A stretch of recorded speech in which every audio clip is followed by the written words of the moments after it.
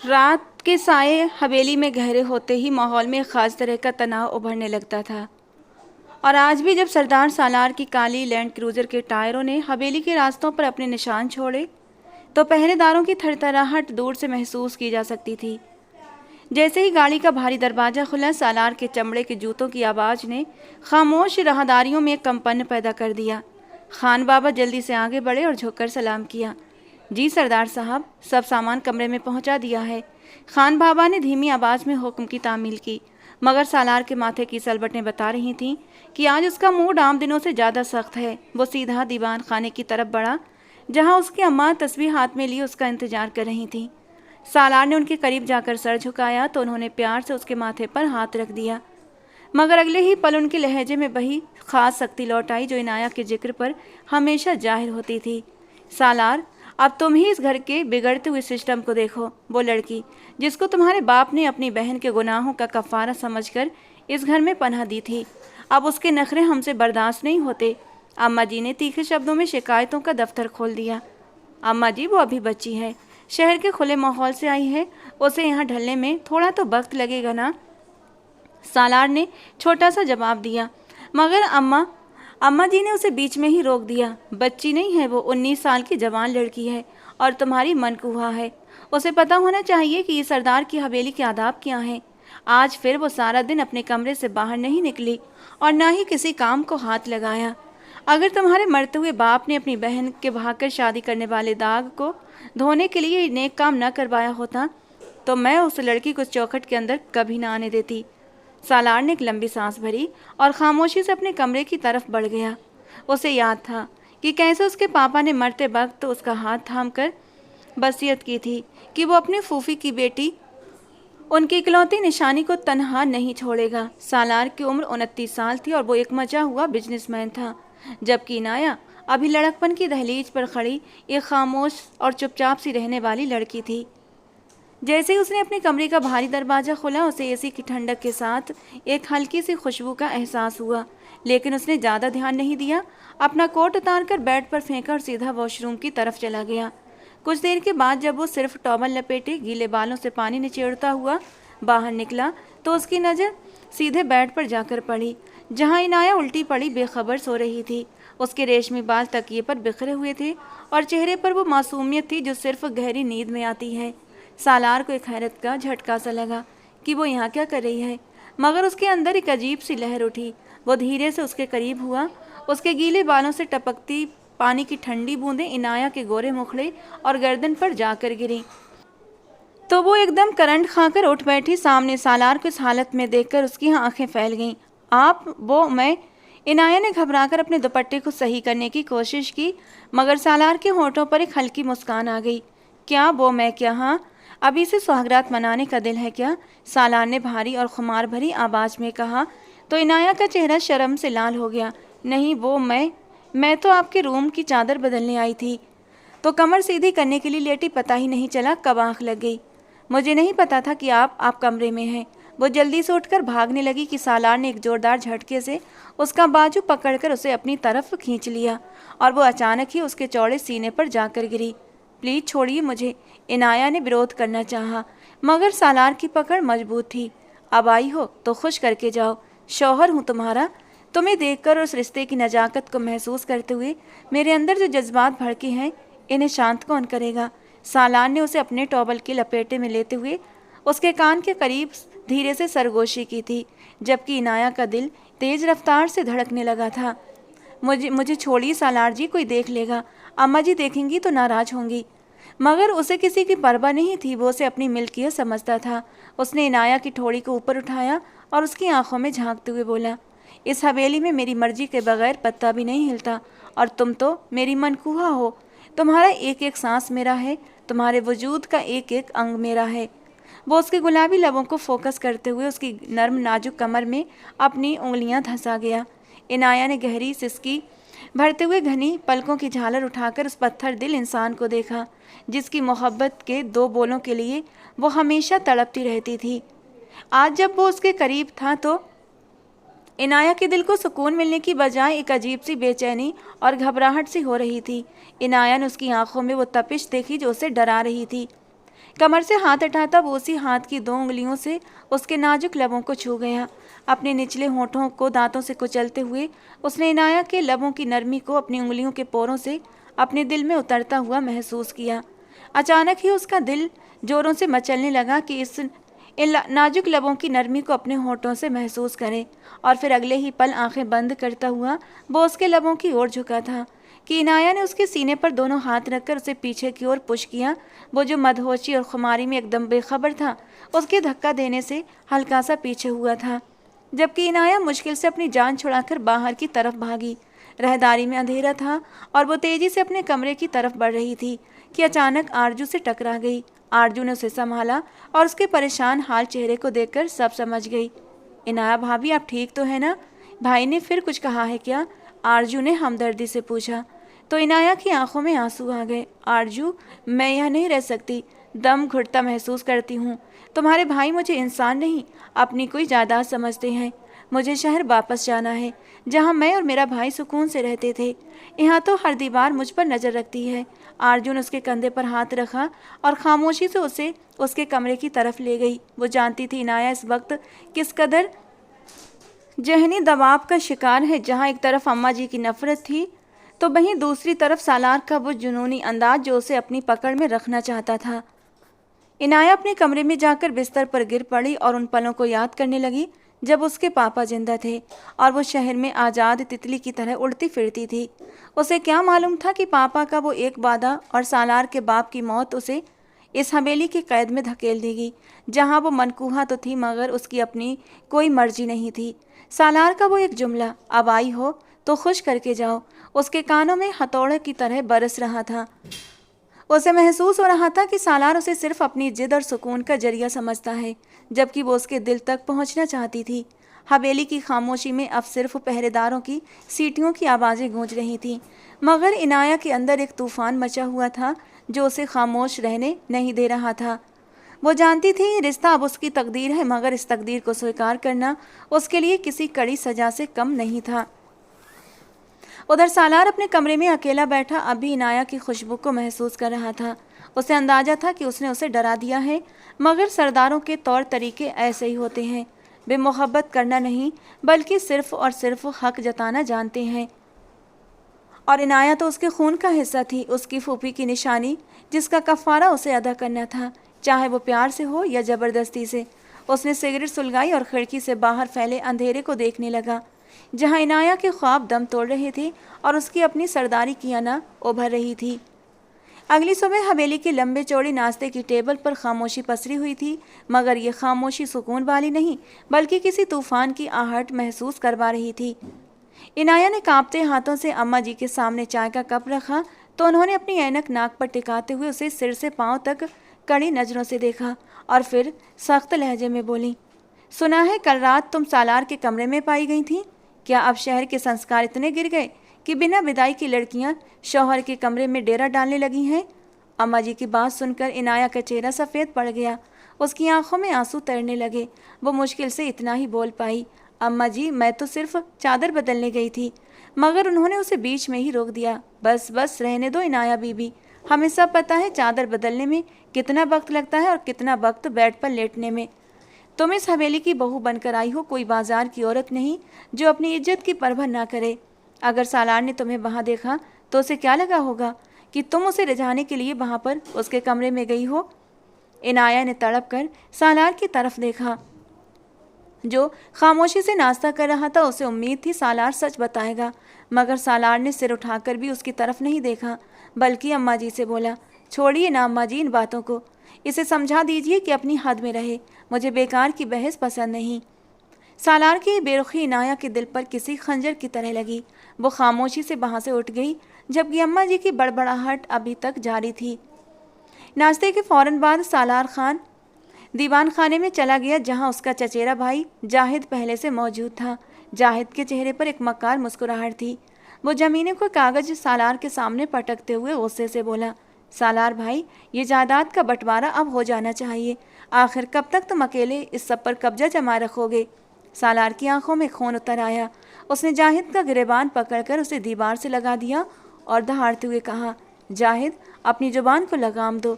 ये ज़मीन मेरे बाप के खून पसीने की कमाई है। तुम्हारे जैसे जुआरी को मैं 1 इंच ज़मीन भी नहीं दूंगा।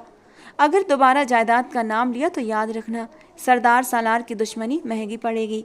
जाहिद डर से कांपते हुए अपना गिरेबान छुड़ाकर वहां से भागने में ही अपनी भलाई समझा, मगर सालार का गुस्सा अभी ठंडा नहीं हुआ था।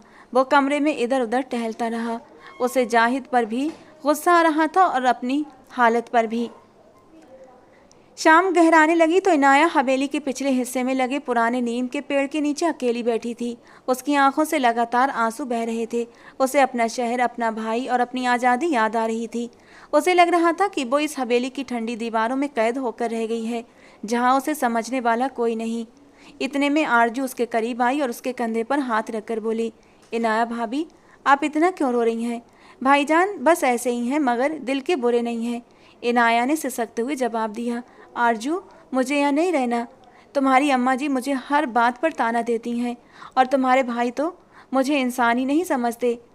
कल रात उन्होंने मेरे साथ जो सलूक किया उसके बाद तो, और आज फिर दस्तरखान पर जो खामोशी की चादर ओढ़े रखी, उसने मेरा मान तोड़ दिया है।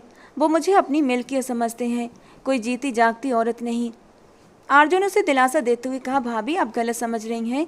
भाई को बचपन से ही जिम्मेदारियों के बोझ ने ऐसा सख्त बना दिया है। जब से पापा जी का इंतकाल हुआ है, वो इस हवेली और जायदाद को संभालने में इतने मगन हो गए हैं कि जज्बात का इजहार करना ही भूल गए हैं। उनके अंदर भी एक इंसान छुपा है जो आपसे मोहब्बत करता है, मगर वो जाहिर करने से डरते हैं। उन्हें लगता है कि अगर वो नरम हुए तो दुश्मन उन पर हावी हो जाएंगे। बस थोड़ा सा वक्त दीजिए, देखना वो एक दिन ज़रूर बदलेंगे। इनाया ने आरजू की बात पर एक लंबी आह भरी और बोली, आरजू, वक्त तो बहुत है, मगर क्या मेरे अंदर की वो लड़की जिंदा रह पाएगी जो मोहब्बत पर यकीन रखती है? यहाँ तो हर तरफ सियासत, हर तरफ नफरत के साए हैं। अम्मा जी चाहती हैं मैं यहाँ से चली जाऊँ, और जाहिद चाहता है सालार को नीचा दिखाए। इस सब के बीच मेरा क्या कसूर है? आरजू ने उसके आंसू पोंछे और प्यार से कहा, आप सरदार सालार की मनखूहा हैं और यही आपकी सबसे बड़ी ताकत है। किसी की इतनी हिम्मत नहीं कि भाई के होते हुए आपको नुकसान पहुंचा सके। बस आपको उनके दिल तक पहुंचने का रास्ता ढूंढना होगा। दोनों काफ़ी देर तक वहीं बैठी बातें करती रहीं। हवेली की दीवारें इस दर्द की खामोश गवाह बनी रहीं जो इनाया के अंदर पल रहा था। सालार खिड़की से उन दोनों को देख रहा था। उसके हाथ में अभी भी सिगरेट थी और उसकी नज़र इनाया के मुरझाए हुए चेहरे पर जमी हुई थी। उसे पता था कि वो इनाया के साथ ज्यादती कर रहा है, मगर उसकी अना उसे झुकने नहीं दे रही थी। वो चाहता था कि इनाया खुद उसके पास आए और अपनी जगह बनाए, मगर इनाया की खामोश बगावत उसे बेचैन कर रही थी। रात के अंधेरे ने हवेली को अपने लपेटे में ले लिया और सियासत के नए जाल बुनने शुरू हो गए थे। इनाया को नहीं मालूम था कि आने वाला कल उसके लिए और कितनी आजमाइशें लेकर आएगा, मगर उसे इतना यकीन जरूर था कि अब उसे खामोश नहीं रहना। उसे अपनी पहचान के लिए लड़ना है, चाहे इसके लिए उसे सरदार सालार की अना से ही क्यों न टकराना पड़े। हवेली के हर कोने में एक नई साजिश जन्म ले रही थी और मोहब्बत के नाजुक पौधों को इन कड़वी जहरीली हवाओं से बचाना था जो उन्हें जड़ों से उखाड़ने के लिए तैयार खड़ी थीं। अगले दिन हवेली के माहौल में अभी पिछली शाम की कड़वाहट बाकी थी कि सुबह के वक्त सालार के कमरे में एक नई तरह की बेचैनी ने डेरा डाल दिया। बात करते हुए सालार ने अलमारी से अपनी शर्ट निकालकर बेड पर फेंकी और इनाया को आवाज़ देकर सख्त लहजे में कहा, इनाया, मेरा सूटकेस तैयार करो, मुझे कुछ ज़रूरी बिजनेस मीटिंग के लिए आज ही शहर निकलना होगा और फिर वापसी का भी अभी कुछ पता नहीं है। इनाया दूसरे कमरे की खिड़की के पास खड़ी बाहर की वीरानी को तक रही थी। वो धीरे से पलटी और खामोशी से उसके कमरे में जाकर उसके कपड़े तय करने लगी। कमरे में सिर्फ कपड़ों की सरसराहट और सालार के जूतों की हल्की आवाज़ गूंज रही थी। तनाव इतना ज़्यादा था कि इनाया को अपना सांस भी भारी महसूस हो रहा था। उसने एक सफ़ेद शर्ट उठाई और उसे बड़े सलीके से तय करते हुए धीमी आवाज़ में पूछा, क्या शहर जाना बहुत ज़रूरी है? अभी तो आप कल ही वापस आए थे। सालार ने आईने के सामने खड़े होकर अपने बाल संवारते हुए जवाब दिया, सरदारों के काम सिर्फ हवेली में बैठने से नहीं चलते इनाया, वहाँ कुछ नई डील्स साइन करनी है और ज़मीनों के जो प्रॉब्लम्स जाहिद पैदा कर रहा है उनका हल भी शहर के वकीलों के पास है। इनाया ने लंबी सांस भरी। सूटकेस की जिप बंद करते हुए उसने उसकी तरफ देखा। आंखों में हजारों सवाल थे, मगर होंठ खामोश। सालार ने अलमारी के दराज से पैसों की एक मोटी गड्डी निकाली और इनाया के हाथ में थमाते हुए बोला, ये रखो, तुम्हारी ज़रूरत के लिए हैं। अगर कुछ और चाहिए हो तो खान बाबा को बता देना, वो तुम्हारी हर ज़रूरत की चीज़ को शहर से मंगवा देंगे, मैंने उन्हें बोल रखा है।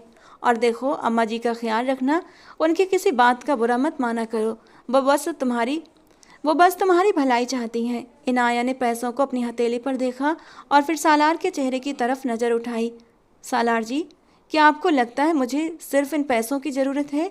क्या आपकी ज़ुबान से मोहब्बत के दो बोल सुनना मेरी ज़रूरत नहीं?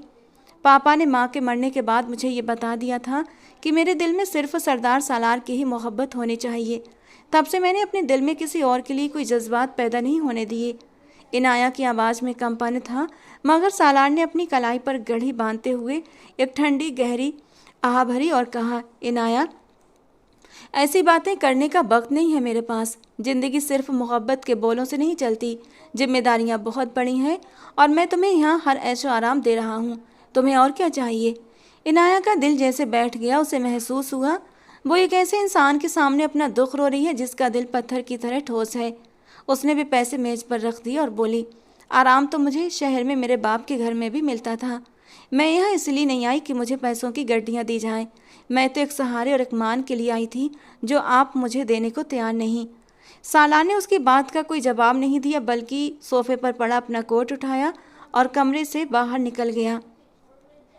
सालार के जाने के बाद उसकी बेरुखी इनाया के अंदर एक गहरा जख्म छोड़ गई थी। वो भागकर बालकनी में गई, जहाँ से हवेली का बाहर का मंजर साफ दिखाई दे रहा था। नीचे सालार की गाड़ी स्टार्ट हो रही थी। उसने एक बार भी ऊपर बालकनी की तरफ नहीं देखा, जहाँ उसकी मनकूहा उसे हसरत भरी निगाहों से अलविदा कह रही थी। जैसे ही गाड़ी धुआं उड़ाती इनाया की आंखों से दूर हुई, उसके सब्र का बंधन टूट गया और वो वहीं फर्श पर बैठकर सिसकियां भरने लगी। अभी उसे रोते हुए कुछ ही पल हुए थे कि पीछे से अम्मा जी की कड़कदार आवाज़ आई, इनाया बीबी, अब ये रोना धोना बंद करो, नीचे आओ, किचन में बहुत काम पड़ा है, मेहमान भी आने वाले हैं और तुम यहाँ नवाबजादियों की तरह बालकनी में बैठकर वक्त बर्बाद कर रही हो। इनाया ने जल्दी से अपने आंसू पोंछे और मुड़कर देखा, जहाँ अम्मा जी की तीखी नज़रें उसे बुरी तरह घूर रही थीं। अम्मा जी, सालार अभी गए हैं तो मेरा दिल जरा उदास था। इनाया ने सफाई देनी चाहिए, मगर अम्मा जी ने हाथ के इशारे से उसे खामोश करवा दिया। मर्द तो आते जाते रहते हैं, उनके पीछे यूँ मातम करना हमारा काम नहीं होता। जाओ, जाकर आटे के डिब्बे साफ करवाओ और शाम के खाने की तैयारी देखो। जितना तुम काम में बिजी रहोगी, उतनी ही बेकार के ख्याल तुम्हारे दिमाग से बाहर निकलेंगे। इनाया खामोशी से सिर झुकाकर उनके पीछे चल दी। उसे एहसास हो रहा था कि अम्मा जी जानबूझकर उसे थका देना चाहती हैं, ताकि उसे अपनी तन्हाई और महरूमी को महसूस करने का मौका ही ना मिले। किचन की गर्मी और नौकरों की भागदौड़ में इनाया का दम घुटने लगा, मगर वो मशीन की तरह काम करती रही। कभी हांडी में चम्मच चलाती तो कभी रोटियां बेलती। उसके हाथ थक रहे थे, मगर दिमाग अभी सालार की उस आखिरी बात पर अटका हुआ था। तुम्हें और क्या चाहिए? वो सोच रही थी, क्या एक औरत की पूरी कायनात सिर्फ रोटी, कपड़ा और मकान है? क्या उसके जज्बातों की कोई कीमत नहीं? शाम तक वो इतनी थक चुकी थी कि उसके पाँव थकान से भारी हो गए थे। आरजू ने किचन में आकर उसे देखा तो अफसोस से सिर हिलाया और फिर अम्मा जी की ओर देखा। अम्मा जी से कहने लगी, अम्मा जी, अब तो इसे जाने दें, सारा दिन हो गया है इसे काम करते हुए, ये बीमार पड़ जाएगी। मगर अम्मा जी ने गुस्से से आरजू को जवाब दिया, सरदारों की बहू है, इतनी नाजुक नहीं होना चाहिए, उसे अभी से आदत डालनी होगी, वरना शहर की हवा इसे कभी इस घर का हिस्सा नहीं बनने देगी। इनाया ने आरजू की तरफ देखा और फिर एक फीकी मुस्कुराहट के साथ बोली, कोई बात नहीं आरजू, मैं ठीक हूँ। काम करने से शायद मेरे अंदर का शोर थोड़ी देर के लिए खामोश हो जाए। रात के पिछले पहर जब वो सालार के कमरे में पहुंची तो बिस्तर बिल्कुल वैसा ही पड़ा था जैसा सालार छोड़ कर गया था। उसने वो पैसे उठाए जो मेज पर पड़े थे और उठाकर दराज में डाल दिया और खुद बिस्तर पर गिर गई। उसे महसूस हुआ कि सालार से दूरी का ये फासला सिर्फ मीलों का नहीं बल्कि दिलों का है, जो वक्त के साथ साथ बढ़ता ही जा रहा था। उसे अपनी माँ की याद आई, जिन्होंने मोहब्बत की खातिर सब कुछ कुर्बान कर दिया था, और आज उनकी बेटी उसी मोहब्बत की एक बूंद की प्यासी थी। उसकी माँ ने बरसों पहले ख़ानदान को ठुकराकर मोहब्बत की शादी की थी, जब उनके भाई ने उनसे हर रिश्ता ख़त्म कर दिया था। जब लगातार टेंशन और डिप्रेशन ने उन्हें ख़तरनाक जानलेवा बीमारी ने घेर लिया तो उनके भाई ने उन्हें अपनाना चाहा, मगर तब तक बहुत देर हो चुकी थी। और तब इनाया की माँ ने अपने भाई से वादा लिया था कि वो उनकी जायदाद का हिस्सा उनकी जान से प्यारी बेटी इनाया को देंगे और उसका निकाह अपने बेटे सालार से करवा देंगे। और अब वो वादा वफा हो चुका था। जब इनाया 19 बरस की हुई और उसके पापा के भी आखिरी दिन थे तो उन्होंने अपनी इस अमानत को सालार के महफूज हाथों में दे दिया, बिना ये सोचे कि उसकी पढ़ाई अभी अधूरी है। हाँ, एक छोटा सा एहसान उस पर ज़रूर कर दिया गया था कि निकाह जल्दबाजी में हुआ था। जब इनाया इस निकाह को दिल से स्वीकार कर लेगी तो विदाई कर लेना। वो बिना एक शब्द कहे निकाह के बंधन में बांध दी गई और एक संगदिल इंसान के साथ इस हवेली में आ गई थी। इस घर की खामोश दीवारें अब उसे काटने को दौड़ रही थीं और वो सिर्फ अपने खुदा से एक ही दुआ कर रही थी, काश सालार उसे सिर्फ एक बार मोहब्बत से देख लेता, तब वो उसकी खातिर पूरी दुनिया की सख्तियां झेल लेती। मगर हकीकत बहुत कड़वी थी और वो उसी कड़वाहट के घूंट पीकर सोने की कोशिश करने लगी, जबकि बाहर चांद की चांदनी हमेशा की तरह हवेली के दरो दीवार पर चमक रही थी। सालार को शहर गए अभी 3 ही दिन गुजरे थे कि एक ठिठुरती रात हवेली का सुकून किसी भयानक ख्वाब की तरह चकनाचूर हो गया। रात के पिछले पहर जब इनाया अधूरी नींद में किसी गहरी सोच में डूबी हुई थी कि अचानक ही हवेली के बाहरी गेट की तरफ से भारी असले की गूंज ने दरो दीवार को हिलाकर रख दिया। फायरिंग इतनी तेज थी कि परिंदे पेड़ों से चीखते हुए उड़ गए थे और हवेली के कुत्ते दहशत ज़दा होकर भौंकने लगे। अम्मा जी हड़बड़ाकर अपने कमरे से बाहर निकली। उनके हाथ पांव फूल रहे थे और वो बार बार तेज आवाज़ में कलमा पढ़ रही थी, या अल्लाह, ये क्या क़यामत आ गई है। आज सालार घर पर नहीं और इन दुश्मनों ने मौका पाकर हमला कर दिया है। कोई है जो देखे बाहर क्या हो रहा है।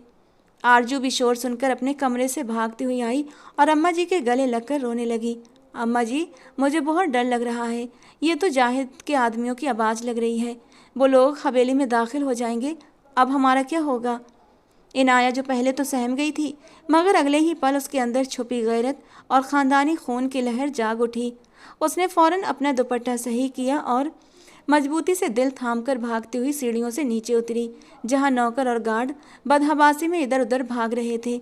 खान बाबा बंदूक थामे कांपते हुए खड़े थे। खान बाबा, होश में आइए, ये वक्त डरने का नहीं है। इनाया की आवाज़ में ऐसी गरज थी कि खान बाबा एकदम सीधे खड़े हो गए। बीबी जी, बाहर 20-25 आदमी हैं। सरदार सालार की गैर मौजूदगी में उनका हौसला बढ़ गया है। वो दीवार फांदने की कोशिश कर रहे हैं। खान बाबा ने कांपती हुई आवाज़ में बताया। इनाया ने एक पल भी बर्बाद किए बिना हुक्म दिया, खान बाबा, जितने भी जवान नौकर हैं उन्हें छत पर ले जाइए और जवाबी फायरिंग शुरू कीजिए। उन्हें लगना चाहिए कि सरदार सालार के वफादार अभी सोए नहीं हैं। बाकी सब लोग हवेली के अंदरूनी दरवाजे बंद करके पीछे हट जाएं। इनाया खुद दौड़कर अम्मा जी के पास पहुंची, जो अभी तक सोफे पर बैठी कांप रही थीं। अम्मा जी, आप और आरजू अंदरूनी तहखाने की तरफ जाइए। यहाँ खिड़कियों के पास रहना खतरनाक है। अम्मा जी ने हैरत से उसे देखा और बोली, तुम पागल हो गई हो इनाया, बाहर मौत नाच रही है और तुम हमें यहाँ से जाने का हुक्म दे रही हो। इनाया ने उनका हाथ थाम लिया और पूरे यकीन से कहा, अम्मा जी, आज मैं सिर्फ इस घर की बहू नहीं हूँ, सरदार सालार की इज्जत हूँ। मैं किसी बुज़दिल की तरह छुप कर नहीं बैठूंगी। आप जाइए प्लीज़। इनाया ने नौकरों को इकट्ठा किया और उनमें ऐसी हिम्मत भर दी कि जो गार्ड पीछे हट रहे थे वो दोबारा अपनी पोजीशन पर आ गए। फायरिंग का सिलसिला थोड़ी थोड़ी देर के बाद जारी था, मगर इनाया खुद राहदारी में घूम घूम कर हिफाजत के इंतजाम देख रही थी। उसकी आंखों में वो चमक थी जो किसी तजुर्बेकार सरदारनी की होती है। उसने खान बाबा से कहा, फायरिंग बंद मत होने देना, चाहे कुछ भी हो जाए। दुश्मन को एहसास नहीं होना चाहिए कि हम कमज़ोर पड़ रहे हैं। लगभग 2 घंटे की इसी कशमकश के बाद जब दूर से गाड़ियों की हेडलाइट चमकी और सायरन की आवाज़ आई तो हमलावर अंधेरे का फ़ायदा उठाकर भाग निकले। उधर खबर मिलते ही सालार दीवानों की तरह गाड़ी भगाता हुआ हवेली पहुंच चुका था। उसका चेहरा गुस्से के मारे बुरी तरह तमतमा रहा था। जैसे ही वो गाड़ी से उतरा, उसने हाथ में पकड़ी पिस्तौल से हवा में फायर किया और चिल्लाता हुआ अंदर दाखिल हुआ। अम्मा, आरजू, कहाँ हो तुम? सब लोग ठीक तो हो ना? वो हाँफ रहा था। खान बाबा ने तुरंत आगे बढ़कर उसका स्वागत किया और गर्व से बोले, सरदार साहब, अल्लाह का शुक्र है सब खैरियत है। इनाया बीबी जी ने आज तो कमाल कर दिया। अगर वो हिम्मत न दिखाती और हमें न संभालती तो आज हवेली का नक्शा कुछ और होता। उन्होंने मर्दों की तरह खड़े होकर हमारा हौसला बढ़ाया है। सालार की निगाहें इनाया को तलाशने लगीं, जो एक कोने में खामोश खड़ी थी। उसके माथे पर पसीना था। धीरे धीरे कदमों से सालार उसके करीब आया। अम्मा जी ने भी इनाया की तारीफ शुरू कर दी। सालार बेटा, इस लड़की ने आज अपनी जान की परवाह नहीं की, ये ना होती तो हम सब मारे जाते। सालार ने इनाया के चेहरे को गौर से देखा। इनाया को लगा कि अब शायद सालार उसे सीने से लगा लेगा या कम से कम प्यार के दो बोल बोलेगा, मगर सालार का चेहरा अचानक सख्त हो गया और उसने दहाड़ते हुए कहा, इनाया, तुम हो क्या चीज़? तुम्हारे दिमाग में अकल नाम की कोई चीज़ है भी या नहीं? तुमने अपनी जान इतने बड़े ख़तरे में क्यों डाली? अगर तुम्हें कुछ हो जाता तो मैं किसको जवाब देता? बेवकूफ़ लड़की, सरदारनी बनने का इतना ही शौक़ है तो पहले ये जान लो कि बहादुरी और बेवकूफ़ी में फ़र्क होता है।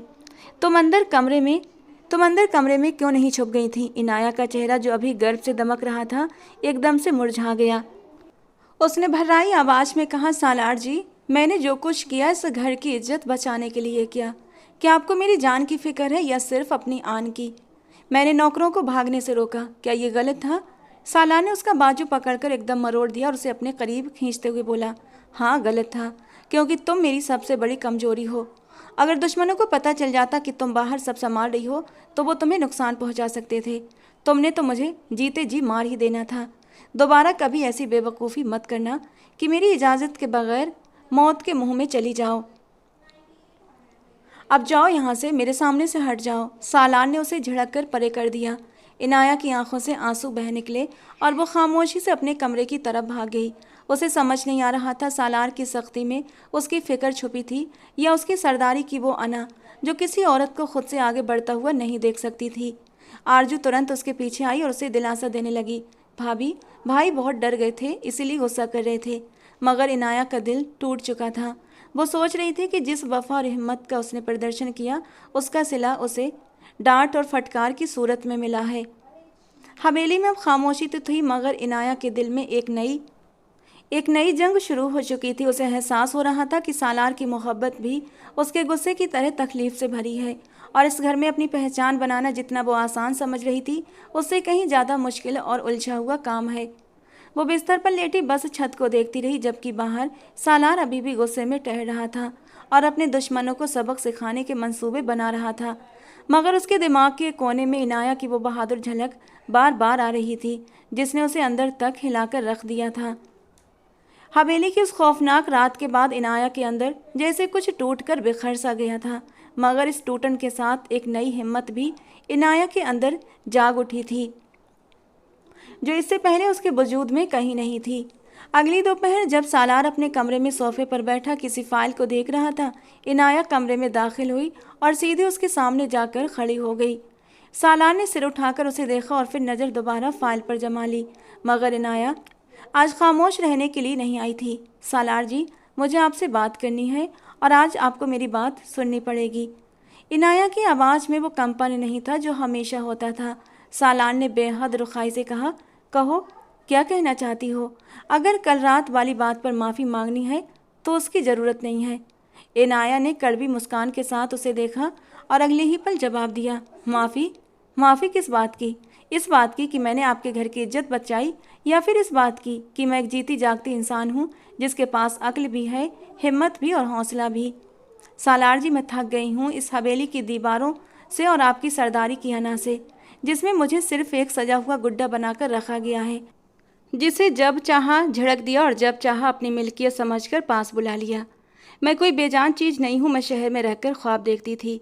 मैंने पढ़ा था कि ज़िंदगी में अपनी पहचान होनी चाहिए, मगर यहाँ आकर मुझे एहसास हुआ कि मेरी पहचान सिर्फ आपकी मनकूहा होना है, जिसकी अपनी कोई आवाज़ नहीं है, कोई अहमियत नहीं है। सालार ने मेज पर फाइल पटकी और गुस्से से खड़ा हो गया। इनाया, अपनी हद पार मत करो। तुम्हें यहाँ ज़रूरत की हर चीज़ मौजूद है, तुम्हें किस बात की कमी है? इनाया ने तड़प कर कहा, मुझे मेरी जात की कमी है सालार। मैंने फैसला कर लिया है, मैं यहाँ अब ऐसे नहीं रहूँगी। मैं शहर वापस जाकर अपनी लॉ की पढ़ाई पूरी करूँगी। मैं चाहती हूँ कि मेरे पास वो ताकत हो कि मैं सच और झूठ का फैसला कर सकूँ और किसी के सामने सिर झुकाकर न जाऊँ। सालार उसकी बात सुनकर सकते में आ गया। इससे पहले कि वो कुछ कहता, अम्मा जी जो दरवाजे के बाहर से ये अंदर होने वाली सारी बातें सुन रही थीं, तिलमिलाती हुई अंदर दाखिल हुई और चिल्लाकर बोली, ये क्या लेक्चर झाड़ रही हो इनाया? सरदारों की बहू अब शहर जाकर कोर्ट कचहरियों के चक्कर लगाएगी? तुमने क्या हमें कहीं का नहीं छोड़ा? सालार, इस लड़की के सर से पढ़ाई का भूत उतारो, वरना लोग कहेंगे सरदार अपनी बीवी को काबू नहीं कर सका। अम्मा जी की आवाज़ पूरी राहदारी में गूंज रही थी, मगर इनाया ने बड़ी हिम्मत से उनकी तरफ देखा और बोली, अम्मा जी, मैं कोई गुनाह करने नहीं जा रही, मैं अपना हक मांग रही हूँ जो मेरे बाप ने मुझे दिया था। सालार जी, आप खामोश क्यों हैं? क्या आपको भी लगता है कि पढ़ाई करना सरदारों के खिलाफ है? सालार काफ़ी देर तक खामोश खड़ा रहा। उसकी आंखों में एक अजीब सा दर्द था। वो जानता था कि इनाया जो मांग रही है, जो कह रही है, वो गलत नहीं है, बल्कि ये उसका हक है, मगर उसके अंदर का गुरूर उसे रोक रहा था। अम्मा जी लगातार उसे उकसा रही थी कि वो इनाया को कमरे में बंद कर दे, मगर सालार ने एक लंबी सांस ली और दराज से सादा कागज निकाल पर उस पर कुछ लिख दिया और अपने साइन कर दिए। उसने वो कागज इनाया की तरफ बढ़ाया और सपाट लहजे में बोला, ये लो तुम्हारी आज़ादी का परवाना, शहर जाओ और जो पढ़ना है पढ़ो। तुम्हारी पढ़ाई के सारे खर्चे और शहर में रहने का खर्चा मेरे अकाउंट से पूरा किया जाएगा। मगर याद रखना इनाया, अगर एक बार तुम इस हवेली की दहलीज पार करोगी तो वापसी का रास्ता तुम्हारे लिए बहुत मुश्किल हो जाएगा। इनाया ने लरजते हाथों से वो कागज पकड़ा। उसकी आंखों में आंसू थे, मगर कदमों में ताकत भी थी। अम्मा जी ने गुस्से से अपने माथे पर हाथ मारा और बद्दुआएं देती हुई वहां से निकल गईं। इनाया ने खामोशी से अपना बैग तैयार किया। उसमें उसके शहर के पुराने कपड़े और कुछ किताबें थीं। सालार पूरे वक्त खिड़की के पास खड़ा बाहर देख रहा था, जैसे वो इनाया का सामना नहीं करना चाहता था। जब इनाया जाने के लिए तैयार हुई तो वो उसके करीब आई और धीमी आवाज़ में बोली, शुक्रिया सालार जी, मुझे उम्मीद नहीं थी कि आप मेरी बात मानेंगे। सालार ने मुड़कर उसे नहीं देखा, बस इतना कहा, एक बात कभी मत भूलना इनाया कि तुम मेरी मनकूहा हो। गाड़ी बाहर खड़ी है, खान बाबा तुम्हें स्टेशन तक छोड़ आएंगे, अपना ख्याल रखना। इनाया कमरे से बाहर निकली तो राहदारी में आरजू खड़ी रो रही थी। इनाया ने उसे गले लगाया और कहा, रो मत आरजू, मैं हार कर नहीं जा रही, मैं खुद को तलाश करने जा रही हूँ। हवेली के गेट पर खड़े खान बाबा उदास थे।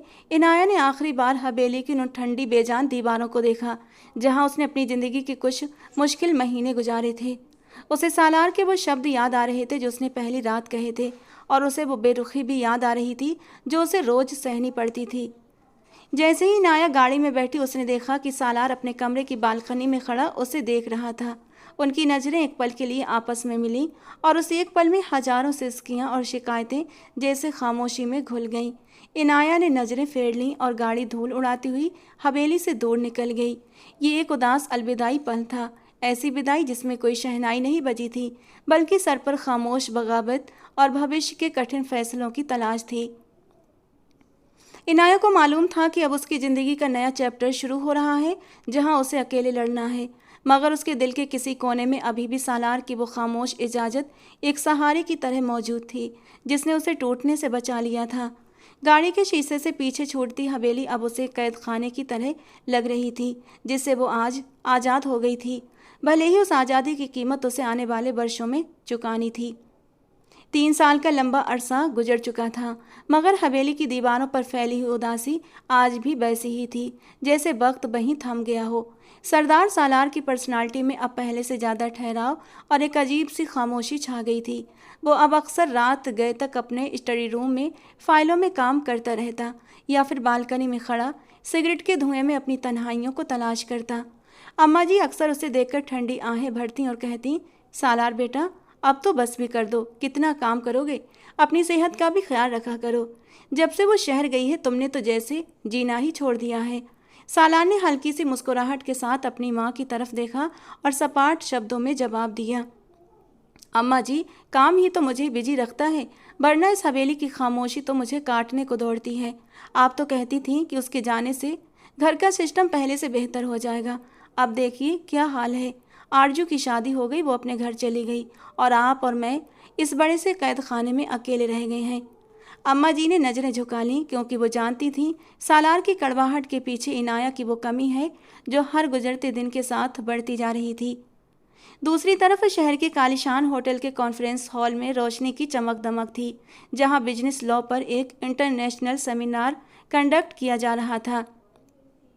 स्टेज पर एक कॉन्फिडेंस से भरी और खूबसूरत ड्रेस में बैठी एक लड़की अपनी प्रेजेंटेशन दे रही थी, जिसके बोलने के अंदाज और दलीलों की मजबूती ने हॉल में मौजूद हर इंसान को प्रभावित कर रखा था। और ये लड़की कोई और नहीं बल्कि इनाया थी। मगर अब वो पहले वाली लड़की नहीं रही थी, बल्कि एक कामयाब लॉ ग्रेजुएट थी जिसने अपनी मेहनत से शहर के बड़े हाई प्रोफाइल सर्कल में अपनी पहचान बना ली थी। उसकी दोस्त महरीन ने कॉन्फ्रेंस के बाद उसे गले लगाया और चहकते हुए बोली, इनाया, तुमने तो आज कमाल कर दिया। देखा ना कैसे सब तुम्हारी तारीफ कर रहे हैं। क्या तुम्हें अभी भी वो हवेली याद आती है? इनाया ने लंबी आह भरी और दूर कहीं आसमान की तरफ देखते हुए कहा। महरीन, यादें जो इंसान का पीछा है न कभी नहीं छोड़ती, मगर अब मैं वो इनाया नहीं हूँ जिसे कोई अपनी मिल्कियत समझकर झटक दे। मैंने अपनी पहचान पाली है और अब मैं अपनी ज़िंदगी के फैसले खुद करती हूँ। कुछ दिनों के बाद सालार को एक बड़े काम के सिलसिले में उसी शहर के एक मशहूर लॉ फर्म के दफ्तर जाना पड़ा। वो अपने वकील दोस्त सलमान के साथ बैठा हुआ था कि सलमान ने एक फ़ाइल उसकी तरफ बढ़ाते हुए कहा, सालार, तुम्हारा जो ज़मीनों का केस उलझ गया है ना, उसे सुलझाने के लिए हमें एक नौजवान और बहुत काबिल वकील की मदद लेनी पड़ेगी। उसने हाल ही में कई बड़े केस जीते हैं और वो तुम्हारे इलाके के रस्मों रिवाजों से भी अच्छी तरह परिचित है। सालार ने बेजारी से पूछा, कौन है वो, क्या नाम है उसका? सलमान ने मुस्कुराते हुए एक मैगजीन उसकी तरफ बढ़ाई जिसके फ्रंट पेज पर इनाया की तस्वीर थी और नीचे बड़े शब्दों में लिखा था, इनाया सालार, कानून की दुनिया में उभरता हुआ नाम। सालार को जैसे जोरदार झटका लगा। उसका हाथ कागज पर ठिठक गया और वो एकदम बोला, इनाया, ये इनाया है। सलमान ने हैरानी से पूछा, क्या तुम इसे जानते हो? सालार की आंखों के सामने जैसे फिल्म की तरह वो पुराना वक्त चलने लगा जब उसने इनाया को एक उदास अलविदा कहा था। उसने अपनी हल्की कांपती आवाज़ में कहा, सलमान, ये मेरी बीबी है, वही जिसे मैं 3 साल पहले ये कहकर विदा कर चुका था कि अगर एक बार इस दहलीज से कदम बाहर निकाला तो वापसी का रास्ता तुम्हारे लिए मुश्किल होगा। सलमान के मुंह से एकदम वाव निकल गया और वो बोला, यार सालार, तुम तो बहुत खुशकिस्मत हो। आजकल उसे शहर की सबसे जहीन और जानी मानी वकील माना जा रहा है, मगर सुना है वो बहुत सख्त मिजाज है और अब प्रोफेशन के मामले में किसी की नहीं सुनती। सालार का दिल हथौड़े की तरह बज रहा था। उसे यकीन नहीं आ रहा था, जिस लड़की को वो कभी सजा हुआ गुड्डा समझता था वो आज इस मुकाम पर खड़ी है जहाँ उसे खुद उसकी मदद की ज़रूरत पड़ गई। उसने मैगज़ीन पर हाथ रखा और उसे महसूस हुआ जैसे इनाया की तस्वीर उसे चुनौती दे रही हो। उसने सलमान से पूछा, क्या तुम मेरे उससे मुलाकात करवा सकते हो? सलमान ने कंधे उचकाते हुए कहा, कोशिश तो कर सकता हूँ, मगर वो बहुत बिजी रहती है और सुना है वो सरदारों और जागीरदारों के केसों में बहुत कम दिलचस्पी लेती है। सालार के चेहरे पर एक अजीब सी मुस्कुराहट आ गई। उसने सोचा, वक्त ने कैसा बदला लिया है। कल मैं उसकी आज़ादी का फैसला कर रहा था और आज वो मेरी तकदीर का फैसला करने के काबिल हो गई है। उसे इनाया के वो आखिरी शब्द याद आए, मैं खुद को तलाशने जा रही हूँ।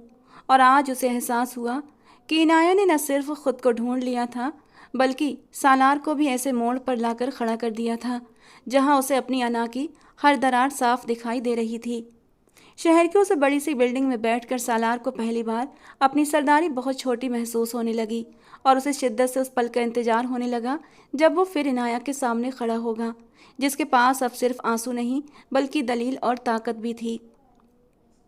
कुछ दिन के बाद शहर की एक 5 स्टार होटल का हॉल रोशनी और कारोबारी बातचीत से गूंज रहा था, जहां एक बड़े बिजनेस डिनर का इंतजाम किया गया था। सरदार सालार, जो हमेशा अपनी हवेली और इलाके का बादशाह रहा था, लेकिन अब इस पार्टी में, इस मॉडर्न माहौल में वो खुद को काफ़ी हद तक अजनबी महसूस कर रहा था। उसने हाथ में पकड़े गिलास के साथ दूर खड़ी एक औरत को देखा। उसके आसपास लोगों की भीड़ लगी थी और वो बड़े इत्मीनान से कानूनी पॉइंट्स पर बात कर रही थी। सालार का दिल एक पल के लिए धड़कना भूल गया जब उसने पहचाना कि वो इनाया थी, वही इनाया जो कभी उसके सामने नज़रें उठाकर नहीं देखती थी। आज वो एक काले सूट में पूरे कॉन्फिडेंस के साथ मुस्कुरा रही थी। सालार ने धीरे धीरे कदम बढ़ाए और उसके करीब जाकर रुक गया। इनाया ने अपनी बात ख़त्म की और जैसे ही पीछे मुड़ी, सामने खड़े सालार को देखकर उसकी आंखों में एक पल के लिए भी वो पुरानी घबराहट नहीं आई। उसने बस एक पेशेवराना मुस्कुराहट के साथ सिर हल्का सा झुकाया और बोली, जी फरमाइए सरदार साहब, क्या आप भी किसी कानूनी मशवरे के लिए यहाँ तशरीफ़ लाए हैं? सालार को उसके लहजे की सर्द मेहरी ने अंदर तक काट कर रख दिया। उसने रुकते हुए कहा, इनाया, ये तुम क्या कह रही हो? क्या मैं तुम्हारे लिए सिर्फ एक क्लाइंट हूँ? इनाया ने बड़े सब्र से जवाब दिया, सरदार साहब, इस जगह पर हम सब अपनी अपनी पहचान के साथ मौजूद हैं। मेरी पहचान इस वक्त एक वकील की है। अगर आपको मेरे काम के बारे में कोई बात करनी है तो आप कल मेरे ऑफिस में अपॉइंटमेंट लेकर आ जाएं। अभी मैं अपने दूसरे मेहमानों को वक्त देना चाहती हूँ। माफ़ी चाहती हूँ। इतना कहकर वो ऐसे मुड़ी जैसे सालार उसके लिए कोई आम सा राहगीर हो। सालार वहीं खड़ा रह गया। उसे लगा जैसे किसी ने भरी महफिल में उसके मुंह पर जोरदार थप्पड़ मार दिया हो। वो अपने गुरूर के जख्म से हिलाता रहा। कुछ देर के बाद डिनर ख़त्म हुआ और इनाया अपनी गाड़ी की तरफ बढ़ने लगी। सालार ने जल्दी से आगे बढ़कर उसका रास्ता रोक लिया और जज्बात से भरी आवाज़ में कहा, इनाया, मेरी बात सुनो। तुम इस तरह मुझसे अजनबियों की तरह नहीं मिल सकती। तुम बदल गई हो, बहुत बदल गई हो। इनाया ने गाड़ी का दरवाज़ा खोलने से पहले रुककर उसकी आंखों में आंखें डालीं और फिर सपाट लहजे में जवाब दिया, सालार, बदलना वक्त की ज़रूरत थी। जिस इनाया को आप जानते थे उसे तो आपने खुद अपनी बेरुखी और सरदारी के घमंड से मार दिया था। आज जो आपके सामने खड़ी है वो उसी लड़की की राख से पैदा हुई है जिसे आपने सिर्फ सजा हुआ गुड्डा समझा था। अब मुझे देर हो रही है, प्लीज़ रास्ता छोड़िए। सालार ने तड़प कर कहा, इनाया, मैं तुम्हारा शौहर हूँ, तुम्हारा निकाह हुआ है मुझसे। इनाया ने ठंडी मुस्कुराहट के साथ कहा, निकाह का रिश्ता सिर्फ कागज़ पर दस्तखत करने या कबूल है कह देने से नहीं बनता सरदार साहब। उसके लिए दिल में जगह होनी चाहिए जो आपने मुझे कभी नहीं दी, और अब आपकी सरदारी यहाँ नहीं चलेगी। वो गाड़ी में बैठी और सालार को वहीं सड़क पर किनारे तन्हा छोड़कर निकल गई। सालार हारे हुए कदमों के साथ अपने होटल के कमरे में वापस आया। उसने कमरे की लाइटें बंद कर दी और अंधेरे में खिड़की के पास जाकर बैठ गया। बाहर शहर की रोशनियां उसे चुभती हुई महसूस हो रही थीं। उसे इनाया की वो पहली रात याद आई जब वो पानी के ठंडे छींटों से हड़बड़ाकर उठी थी। उसे वो दिन याद आया जब उसने इनाया की बहादुरी दिखाने पर उसे बुरी तरह झाड़ दिया था, और वो पल भी याद आया जब उसने उसे पैसों की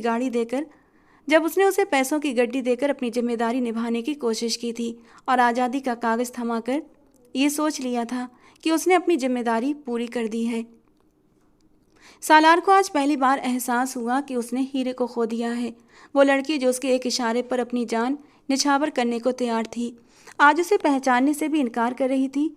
सालार ने सोचा, काश उस दिन उसने गुरूर की जगह थोड़ी सी मोहब्बत दिखाई होती तो आज उसे यूँ शहर की सड़कों पर एक क्लाइंट बनकर जलील न होना पड़ता।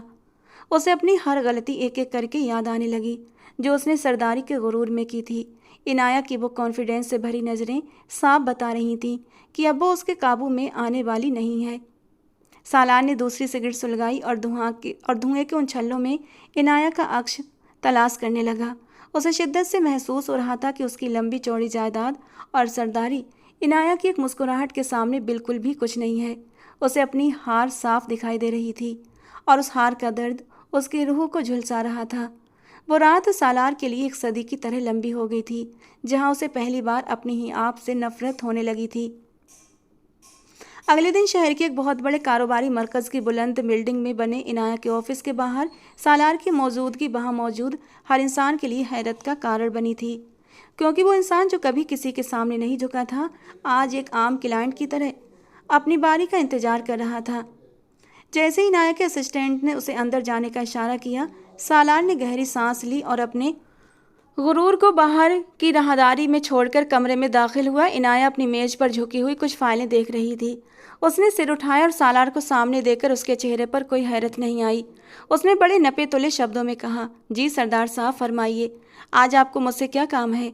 सालार ने सामने रखी कुर्सी पर बैठते हुए धीमी आवाज़ में जवाब दिया, इनाया, वो ज़मीनों का केस जिसके बारे में जाहिद ने बताया था उसमें कुछ कानूनी उलझने हैं। मैं चाहता था तुम खुद इसका जायज़ा लो क्योंकि तुम उन इलाकों के हालात को मुझसे बेहतर समझती हो। इनाया ने उसकी बात पर एक ठंडी मुस्कुराहट के साथ फाइल की तरफ इशारा किया और बोली, सालार जी, आपको पता है मेरे पास वक्त की कितनी कमी है और ये केस कोई भी आम वकील लड़ सकता है। आप यहाँ बार बार क्यों आ रहे हैं? सालार ने उसकी आंखों में झांकते हुए कहा, मैं यहाँ सिर्फ केस के लिए नहीं आ रहा इनाया, मैं तुम्हें देखना चाहता हूँ। केस के लिए नहीं आ रहा इनाया, मैं तुम्हें देखना चाहता हूँ। मैं इस दूरी को ख़त्म करना चाहता हूँ जो मेरी गलतियों ने पैदा की है। इनाया ने उसकी बात काटते हुए इंटरकॉम पर हाथ रखा और अपने असिस्टेंट से कहा, अरसलान को अंदर भेजो। कुछ ही देर बाद एक अच्छी शकल सूरत वाला नौजवान अरसलान कमरे में दाखिल हुआ। वो इनाया के करीब आकर बड़े दोस्ताना अंदाज में बोला, इनाया, वो क्लाइंट डिनर के लिए सब तैयार हो चुके हैं और मैं तुम्हारे लिए वो ख़ास गुलदस्ता भी मंगवा कर लाया हूँ जो तुम्हें बहुत पसंद है। इनाया ने उसकी तरफ देखकर मुस्कुराते हुए कहा, शुक्रिया, तुम वाकई मेरा बहुत ख्याल रखते हो। सालार जो खामोशी से ये सब देख रहा था, उसके अंदर जलन की एक आग सी भड़क उठी। उसकी मुट्ठियां भींच गईं और माथे पर गुस्से की लकीरें उभर आईं। उसे ये मंजर बिल्कुल बर्दाश्त नहीं हो रहा था कि कोई दूसरा मर्द इनाया से इतनी अपनाइयत से बात करे। जैसे ही अरसलान बाहर निकला, सालार ने कुर्सी छोड़कर मेज पर झुकते हुए गुस्से से कहा, ये कौन है इनाया, और ये तुमसे इस तरह क्यों बात कर रहा था? क्या तुम भूल गई हो कि तुम अभी तक मेरे निकाह में हो? इनाया ने बड़े सब्र से अपना चश्मा उतारा और सालार की आंखों में आंखें डालकर कहा, निकाह का मतलब ये नहीं कि मैं किसी से बात न करूं या कोई मेरा ख्याल न रखे। अरसलान मेरा कलीग है, एक अच्छा इंसान है। उसने मुझे उस वक्त सहारा दिया जब मैं शहर में अकेली थी और आप हवेली में अपनी सरदारी का जश्न मना रहे थे। इसीलिए अब आपको जलन करने का कोई हक नहीं। सालार का गुस्सा एकदम झाग की तरह बैठ गया और उसकी जगह गहरा दर्द आकर ठहर गया। वो दोबारा कुर्सी पर बैठ गया और अपना सिर हाथों में गिराकर बोला, इनाया, मुझे पता है मैंने तुम्हारे साथ बहुत बुरा किया है। मैंने तुम्हें सिर्फ एक जायदाद समझा और तुम्हारे जज्बातों को पैरों तले रौंद दिया। मगर इनाया, यकीन मानो, इन 3 सालों में मैं एक पल भी सुकून से नहीं रहा हूँ। मुझे हर तरफ तुम्हारी आवाज़ सुनाई देती है। मैं आज यहाँ तुम्हें अपनी सरदारी के जोर पर वापस लेने नहीं आया और ना ही मैं तुम्हें कोई हुक्म दे रहा हूँ। मैं तो अपनी हार को स्वीकार करने आया हूँ इनाया। मैं हार गया हूँ तुम्हारी खामोशी और इस बदले हुए रूप के सामने। मैं तुम्हें अपनी ज़रूरत समझकर वापस लेने आया हूँ। मेरा घर, मेरी हवेली, मेरी ज़िंदगी तुम्हारे बगैर एक रेगिस्तान की तरह बन गई है। मुझे वो पुरानी इनाया भी याद है और मैं इस नई इनाया का भी सम्मान करना सीख गया हूँ। बस एक बार मेरी तरफ देखो और मुझे माफ़ कर दो। इनाया की आंखों में पहली बार नमी आई। उसने सालार को इस तरह कभी टूटा हुआ नहीं देखा था, मगर उसने अपने शब्दों को सख्त रखते हुए कहा, सालार जी, माफ़ी इतनी आसान नहीं होती। आपने मेरा विश्वास तोड़ा है, मेरा मान तोड़ा है। उससे जुड़ने में वक्त लगेगा। आप जा सकते हैं, मुझे अभी बहुत काम है। सालार उठा और कमरे के दरवाजे तक पहुंचकर एक बार मुड़ा और धीमी आवाज़ में कहा, मैं कल फिर आऊँगा इनाया, और तब तक आता रहूँगा जब तक मुझे एक मौका और नहीं दे देती। वो वहाँ से निकल गया, मगर इनाया देर तक अपनी कुर्सी पर बैठी रही। उसके दिल में अब 2 अलग अलग जज्बातों की जंग हो रही थी। एक तरफ अतीत की कड़वी यादें थीं और दूसरी तरफ सालार का बदला हुआ अंदाज जो उसे पुकार रहा था। उसे अंदर से महसूस हो रहा था, आज पहली बार सालार ने उसे एक इंसान के तौर पर देखा था और ये उसकी जीत थी। मगर उसे ये भी मालूम था, इस जीत का सफ़र अभी अधूरा है। ऑफिस की खिड़की से बाहर शहर का हंगामा जारी था, मगर इनाया के अंदर एक अजीब सी खामोशी उतर रही थी। उसे मालूम था अब ये दास्तान एक नए रुख पर मुड़ने वाली है, जहां गुरूर की जगह मोहब्बत दस्तक देने वाली थी। शहर की चकाचौंध में अभी सालार और इनाया के बीच जज्बातों की ठंडी जंग जारी थी कि अचानक हवेली से आने वाले एक फ़ोन कॉल ने सब कुछ बदल कर रख दिया। खान बाबा की कांपती आवाज़ फ़ोन पर गूंजी, सरदार साहब, अम्मा जी की हालत बहुत बिगड़ गई है। वो बार बार इनाया बीबी का नाम ले रही हैं और डॉक्टर कह रहे हैं उनका दिल बहुत कमज़ोर हो गया है। साला ने यह खबर इनाया को सुनाई तो उसके चेहरे पर एक पल के लिए वही पुरानी परेशानी लौट आई। उसने बिना किसी बहस के अपना बैग उठाया और सालार के साथ हवेली की तरफ रवाना हो गई। गाड़ी में दोनों के बीच एक बोझिल सी खामोशी थी, मगर इस बार इस खामोशी में नफरत नहीं बल्कि एक अनजाना सा डर था। हवेली पहुंचते ही इनाया सीधी अम्मा जी के कमरे में गई, जहां वो पीली रंगत के साथ बिस्तर पर लेटी करा रही थी। जैसे ही अम्मा जी की नज़र इनाया पर पड़ी, उनकी आंखों से आंसू बहने लगे। उन्होंने कांपते हाथों से इनाया का हाथ थाम लिया और भर्राई हुई आवाज़ में बोली, इनाया बेटा, मुझे माफ़ कर दो। मैंने हमेशा तुम्हें अपनी अना और पुरानी दुश्मनियों की भेंट चढ़ाया। मैंने तुम्हें इस घर में कभी सुकून की सांस नहीं लेने दी, मगर आज जब मैं मौत के करीब हूँ तो मुझे एहसास हो रहा है कि इस हवेली की असली बरकत तुम हो। इनाया ने उनके हाथों को थाम लिया और धीमी आवाज़ में कहा, अम्मा जी, आप ऐसी बातें मत करें। गुजरे वक्त को हम बदल नहीं सकते, मगर आने वाला वक्त हमारे हाथ में है। आप बस अपनी सेहत का ख्याल रखें। अब मैं आ गई हूँ ना, सब ठीक हो जाएगा। अगले कुछ दिनों में इनाया ने किसी अनुभवी सरदारनी की तरह घर का सारा इंतजाम संभाल लिया। उसने न सिर्फ अम्मा जी की सेवा की, बल्कि घर के बिखरे हुए मामलों को भी अपनी कानूनी और इंतजामी सलाहियत से सुलझा दिया। सालार ये सब दूर खड़ा देखता रहा। उसे हैरत हो रही थी। वही इनाया जो कभी किचन में नौकरों से भी झिझकती थी, आज पूरे आत्मविश्वास के साथ सबको हिदायत दे रही थी। एक रात जब अम्मा जी की तबीयत को संभल गई और हवेली में सुकून की सांस ली गई, तो सालार और इनाया हवेली की छत पर आमने सामने खड़े थे। आसमान पर चांद पूरी आभा के साथ चमक रहा था और ठंडी हवा राहदारियों से टकरा रही थी। सालार ने खामोशी तोड़ते हुए कहा, इनाया, तुमने जिस तरह अम्मा जी को संभाला है और इस घर को दोबारा जीने का ढंग सिखाया, उसका बहुत बहुत शुक्रिया। करने के लिए मेरे पास शब्द नहीं है। तुम चाहती तो अपने साथ हुई ज्यादतियों का बदला ले सकती थी, मगर तुमने मोहब्बत को चुना। इनाया ने मुडेर पर हाथ रखकर दूर फैले खेतों की तरफ देखकर जवाब दिया, सालार जी, बदला लेने से सुकून नहीं मिलता, और फिर शिक्षा ने मुझे यही सिखाया है कि ताकत का सही इस्तेमाल माफ़ करना होता है। मैं उस दिन शहर भागकर नहीं गई थी, बल्कि मैं अपनी पहचान लेने गई थी, ताकि जब मैं छत पर दोबारा खड़ी होऊं तो आपकी आंखों में मेरे लिए तरस नहीं बल्कि बराबरी का एहसास हो। सालार उसके करीब आया, उसका हाथ थाम कर बोला, इनाया, मैं तुम्हें बहुत देर से समझ पाया। मैंने सोचा था सरदारी सिर्फ हुक्म देने का नाम है, मगर तुमने मुझे सिखाया कि असली सरदारी तो कुर्बानी और बड़े दिल का नाम है।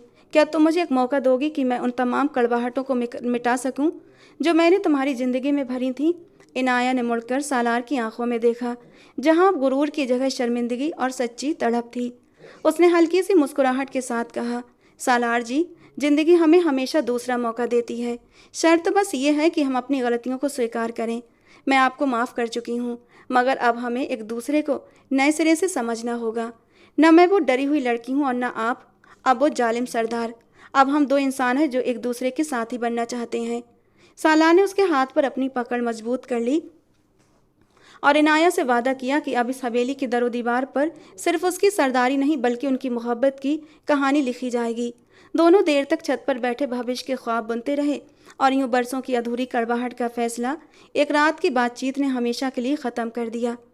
अब हवेली की ठंडी दीवारें पहली जैसी बेरहम नहीं लग रही थीं, बल्कि उनमें एक नई जिंदगी की लहर दौड़ती महसूस हो रही थी। हवेली का माहौल आज बरसों के बाद किसी उदास खाने की तरह नहीं बल्कि एक खुशबूदार ख्वाब की तरह महक रहा था, क्योंकि आज सरदार सालार की मनकूहा इनाया की बाकायदा विदाई का दिन था। ये कोई रिवायती शादी नहीं थी, बल्कि ये दो अनाओं की हार और दो दिलों की जीत का जश्न था। सालार ने अपनी ज़िंदगी में पहली बार हवेली को चिरागों से सजाने का हुक्म दिया था। हर तरफ गुलाबों की महक फैली हुई थी। अम्मा जी, जो अब बिल्कुल ठीक हो चुकी थीं, खुद इनाया को तैयार करवाने के लिए कमरे में मौजूद थीं। उन्होंने इनाया के सिर पर लाल दुपट्टा जमाते हुए उसके माथे को चूमा और भीगी आंखों से बोली, इनाया बेटी, आज मैं तुम्हें वो सब दे रही हूँ जो मैंने बरसों पहले तुमसे छीन लिया था। तुम इस घर की इज्जत भी हो और इस घर की रूह भी। सालार बाहर बेसब्री से इंतजार कर रहा था। वो काली शेरवानी में किसी राजकुमार की तरह खूबसूरत लग रहा था, मगर उसकी आंखों में आज वो पुरानी सख्ती दिखाई नहीं दे रही थी, बल्कि एक अजीब सी बेचैनी और चाहत झलक रही थी। जब इनाया कदम कदम चलती हुई हॉल में आई तो सालार की नज़रें उस पर जमकर रह गईं। उसे यकीन नहीं आ रहा था कि ये वही लड़की है जिसे उसने कभी ठुकरा दिया था। मौलवी की छोटी सी दुआ के बाद जब वो दोनों उसी कमरे में दाखिल हुए जहाँ से ये सफ़र शुरू हुआ था, तो वहाँ का मंजर ही बदला हुआ था।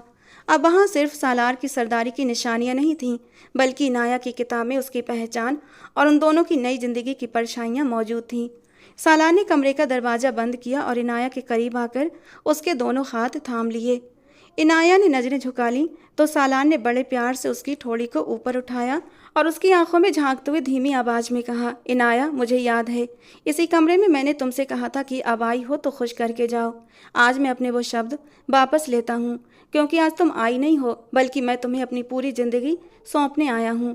आज तुम सिर्फ मेरी मनकूहा नहीं, मेरी ज़िंदगी की सबसे बड़ी ज़रूरत हो। इनाया ने मुस्कुराकर सालार के सीने पर हाथ रख दिया और बोली, सालार जी, रास्ते कितने ही कठिन क्यों ना हो, अगर हम सफ़र सच्चा हो तो मंजिल मिल ही जाती है। मैं इसलिए नहीं पढ़ी कि आपसे दूर हो जाऊं, बल्कि इसलिए पढ़ी थी कि इस काबिल हो सकूं, आपके साथ बराबरी से खड़ी हो सकूं। सालार ने उसे अपनी बाहों के घेरे में लेते हुए कहा, और तुमने साबित कर दिया, एक औरत अगर ठान ले तो वो सरदारों के तख्त को भी हिला सकती है और पत्थर दिलों को भी मोम कर सकती है। फिर सालार ने दराज से एक फ़ाइल निकाली और इनाया के हाथ में देते हुए कहा, ये देखो, ये उस स्कूल और डिस्पेंसरी के कागजात हैं जो मैंने तुम्हारे नाम पर रजिस्टर करवाए हैं। मैं चाहता हूँ अब हम मिलकर इस इलाके की उन लड़कियों के लिए काम करें जिनके ख्वाब हवेली की दीवारों के पीछे दम तोड़ देते हैं। इनाया की आंखों में खुशी के आंसू आ गए थे। उसे महसूस हुआ कि उसकी पढ़ाई, उसकी शिक्षा, उसकी मेहनत आज सच में कामयाब हो गई है। ये सिर्फ एक शादी नहीं थी, बल्कि एक नए दौर का आगाज था, जहां मोहब्बत के साथ साथ सम्मान भी था। रात की खामोशी में हवेली के चिराग अभी जल रहे थे, मगर अब वे किसी पहरेदारी के लिए नहीं, बल्कि उम्मीद की रोशनी फैलाने के लिए थे। सालार और इनाया ने एक दूसरे का हाथ थामकर ये वादा किया कि वे अपनी ज़िंदगी को दूसरों की भलाई के लिए समर्पित करेंगे। और यूँ गुरूर और जिद मोहब्बत में बदल गई, जिसकी मिसाल बरसों तक इलाके में दी जाती रही कि कैसे एक सरदार ने अपनी जीत, अपना गुरूर, अपनी अना कुर्बान करके मोहब्बत को जीत लिया, और कैसे एक लड़की ने अपनी खामोश बगावत से अपनी तकदीर और अपनी पहचान खुद बना ली।